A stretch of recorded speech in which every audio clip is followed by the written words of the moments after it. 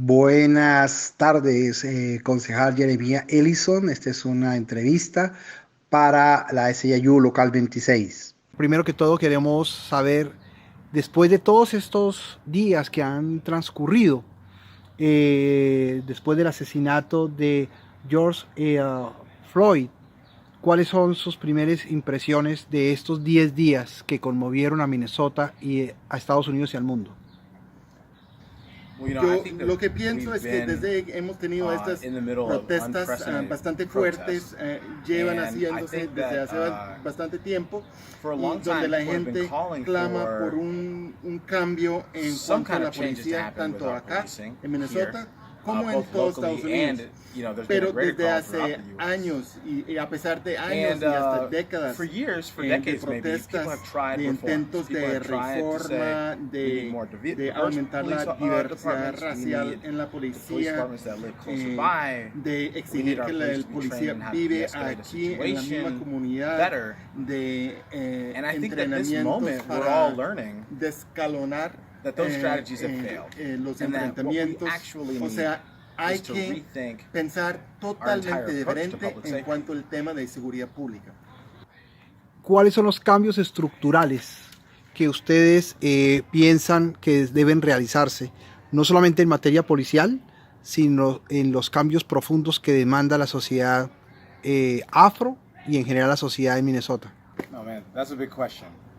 Lo que voy pensando en lo que necesitamos o lo que quiero para en cuanto a los cambios, en cuanto a la policía, lo que pienso, lo que necesitamos en cuanto el asunto de la policía de Minneapolis.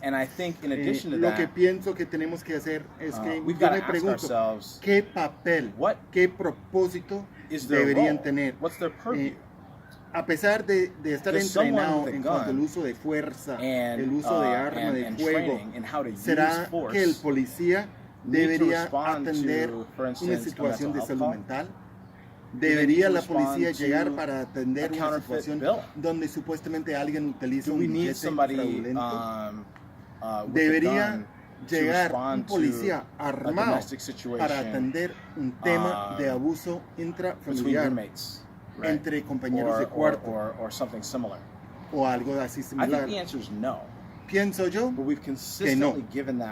Pienso que hay que cambiar totalmente el papel de la policía en cuanto a cómo participa el policía en situaciones de emergencia. Yo diría que no hace falta que tenga arma. ¿Qué cree usted que hizo que hubiera esa explosión social, este hecho en particular, pero cuál es el acumulado que él cree para que esta situación la gente haya salido a protestar con tanta intensidad, no solamente aquí, sino en 250 manifestaciones en todos los Estados Unidos? Pues como bien saben ustedes, no es la primera vez que eso ha pasado. También en 1967, 78 hubo protestas por todo Estados Unidos, y bien puede ser que piense que se trata de la muerte o el magnicidio de Martin Luther King, pero también en cada localidad, en cada sitio, hubo una chispa que también prendió la protesta. Cada contexto tenía su particularidad. Y cuando ya pensemos en el contexto actual que tenemos aquí en Estados Unidos, obviamente hay mucha más gente que tiene cámara, la gente está grabando, la gente ya sabe cómo compartir la información por los medios sociales. O sea, la gente ya es testigo. El país entero es testigo de esos sucesos que suceden una y otra vez. Y además de eso, la gente ya sabe que la policía fracasó. La gente ya sabe que el sistema económico fracasó. Y aparentemente, a raíz de ese COVID, ¿quién podría haber imaginado que con el mero hecho de dejar de gastar su dinero durante 3 semanas, el sistema financiero por completo se caería? O sea, la gente está pensando, pienso yo que pues hay mucha ansiedad, y también la gente se da cuenta y se pregunta ya no toma por un hecho lo que pensaron como cosas seguras antes. Están pensando de nuevo el tema de seguridad. Están replanteando cómo pueden alimentar a la familia. La gente tiene preguntas. La gente quiere cambio. La reacción de Donald Trump, las diatribas señalando que el alcalde de Minnesota, de Minneapolis, es de izquierda, que los antifascistas son terroristas, y ese tipo de señalamientos, ¿qué opinión le merecen? Pues en cuanto a Trump, pues ya no tengo ninguna esperanza de que habrá algún enfoque o algún liderazgo que se emite desde la Casa Blanca. La gente tiene un dicho aquí en Estados Unidos, y el dicho es que todo asunto político es un asunto local. Pero ya vemos lo contrario, que todo asunto local, a raíz de esta falta de liderazgo de Trump, se vuelve parte de la política nacional, porque los dirigentes municipales y estatales ya están compartiendo lo que están haciendo. Los líderes locales ya tienen redes y ven que lo que sucede o lo que hago en mi barrio, tanto en Denver, en Nueva York, también sirve para nosotros aquí en Minneapolis y viceversa. O sea, Trump nos ha hecho trabajar a la mano de manera mejor. Ha sido asesinada una persona afrocolombiana también a manos de la policía en la última semana en Colombia. Y vemos que Colombia también es uno de los países donde más asesinan personas a manos de la policía o del ejército. Y no hay una explosión, una reacción a veces de la comunidad.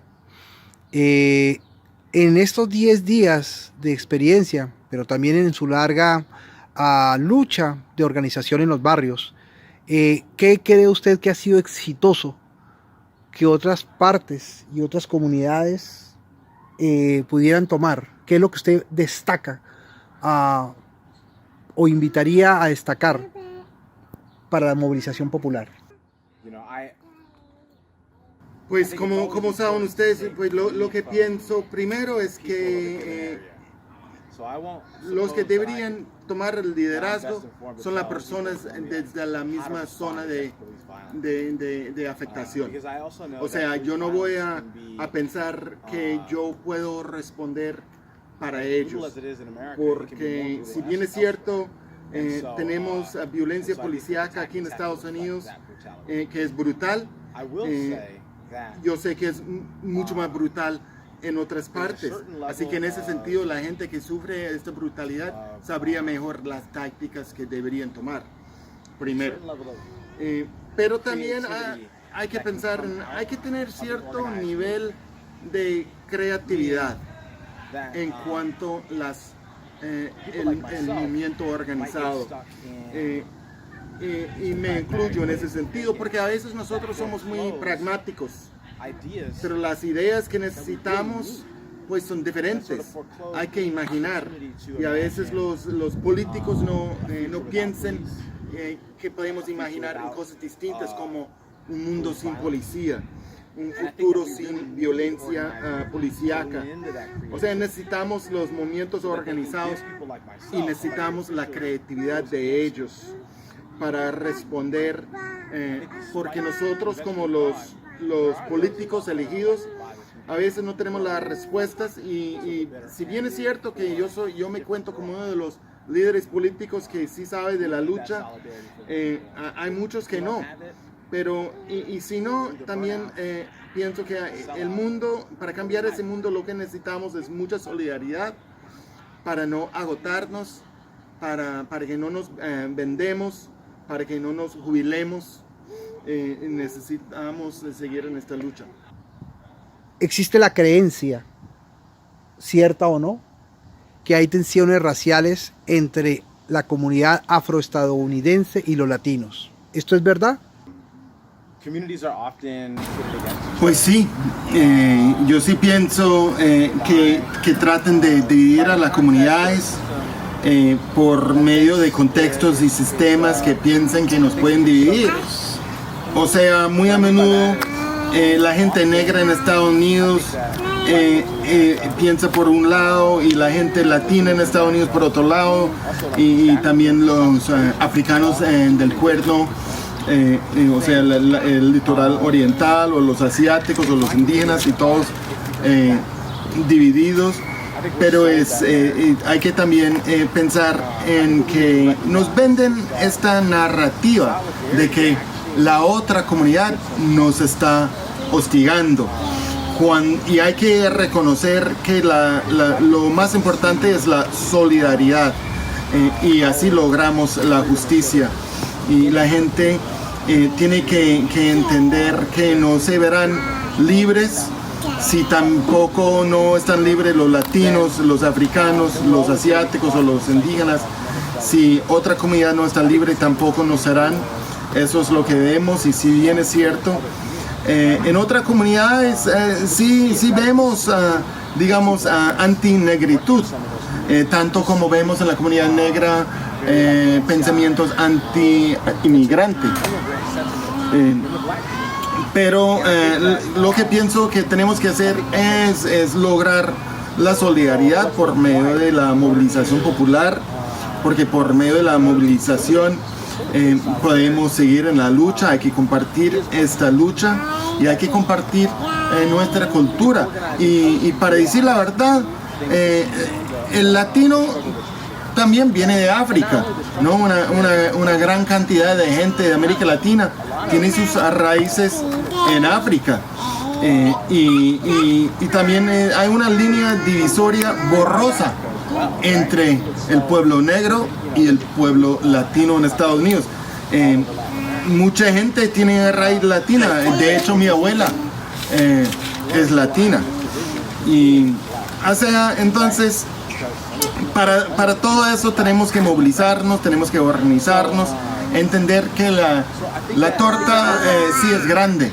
Y lo que no nos deja compartir la torta es el sistema económico, y así seguimos con la lucha. Usted sabe que Colombia es una tragedia humanitaria. Acaban de matar a Nelson, un afro-colombiano.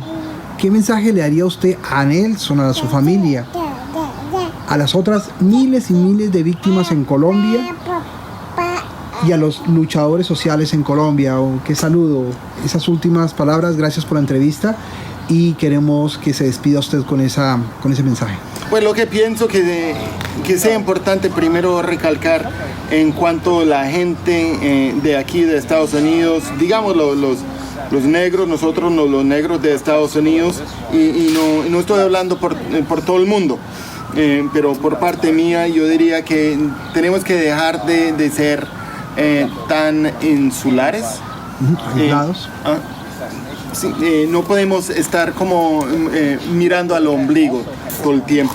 No podemos estar ahí concentrados en cuanto a lo que sucede en Estados Unidos, porque nosotros no somos lo más importante en el mundo. Siempre se ha dicho que nadie está libre hasta que la gente negra también esté libre, pero yo diría que no hasta que todos los pueblos negros y todos los pueblos indígenas sean libres en todo el mundo. Y en cuanto a la gente de Colombia, pues mi solidaridad, respeto mucho los líderes sociales que tienen, así que yo prefiero que el pueblo colombiano me dirige en cuanto a cuál es la lucha que quiere el pueblo, qué clase de solidaridad espera tener. Porque la gente solidaria, nosotros los negros de Estados Unidos somos solidarios, pero me parece que cada cuantos